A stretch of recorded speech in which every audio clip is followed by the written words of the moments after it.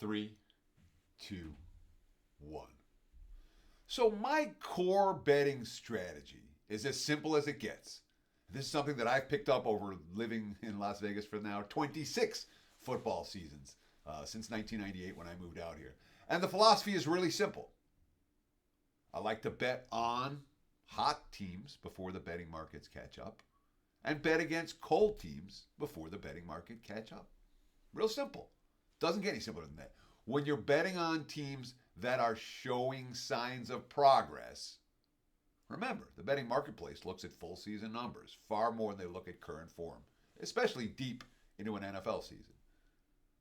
So here's a Green Bay Packers team that wasn't very good for an extended stretch this season. They got off to a decent start. They went through their fair share of growing pains. Very, very young roster. And now, all of a sudden, late November, here in December, we're seeing Green Bay play like a hot team, legitimately. Upset win over Kansas City. There was nothing fraudulent in that win over the Chiefs. They were the better team on the field, and they showed it. I know everyone's complaining about the calls at the end. Let's not forget how many calls went against Green Bay in that game as opposed to on them. Prior to that, beating the Lions in Detroit. Prior to that, beating the Chargers as underdogs. They have a blowout win over the Rams. That's their last 5 games. The only loss in that concept, the only loss during that period came at Pittsburgh, and they would have covered the spread were it not for a missed extra point in that loss against the Steelers. So they could be on a 5-0 ATS run instead. They're only on a 3-0 ATS run. They are coming off a big national TV win, upset win over KC, and now they're laying points in the cold on the road on Monday night against a Giants team that's rested and ready and coming off a bye. I get it. But right now, Green Bay is the undervalued commodity. Now, the Giants, I'll give them credit too, in the sense of they found a way to win a couple of games. I mean, the last 4 games for the G-Men pretty well give you a sense of what their season has been like. They tried to step up in class twice. They played Dallas and lost 49-17. I don't know if Vegas is stepping in class, but it was a coaching change. They lost to Vegas 30-6. They faced 2 bottom feeders. Washington, they beat them 31-19. New England beat them 10-7. They were dogs in both those games.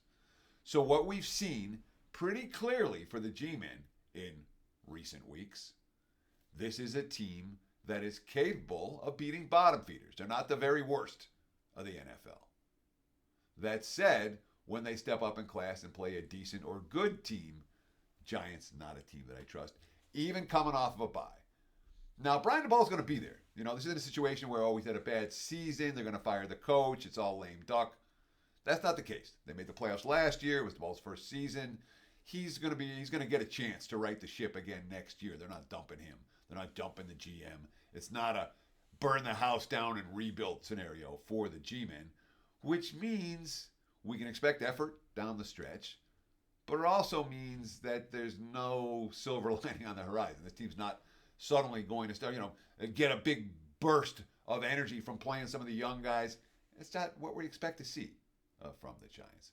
You'll like the situation coming off of a bye week, coming off back-to-back wins to make themselves feel a little bit better about how this dismal season has gone.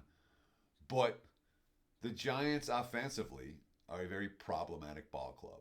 And Green Bay solved some of their offensive woes, many of their offensive woes in recent weeks. So we put it all together.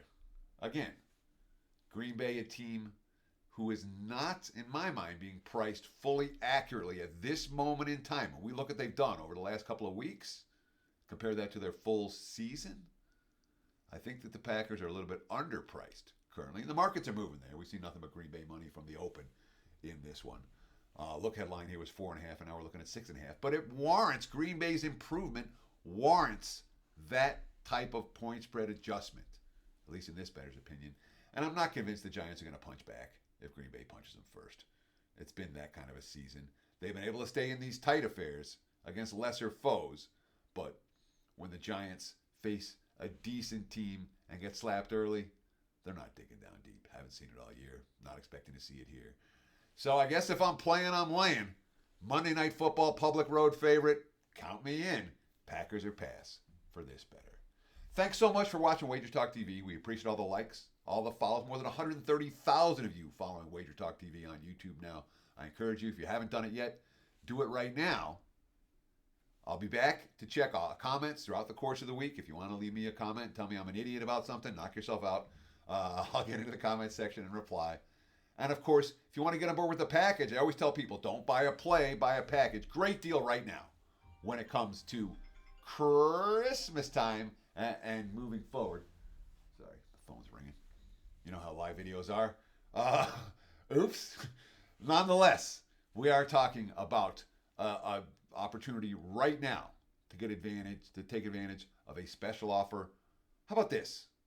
Every play, every day, in every sport, right through December 31st at midnight. Just $1.99. You buy today, you save more than you will if you buy tomorrow. So take advantage of that offer right now at wagertalk.com. Best of luck, enjoy the games, and thanks for watching.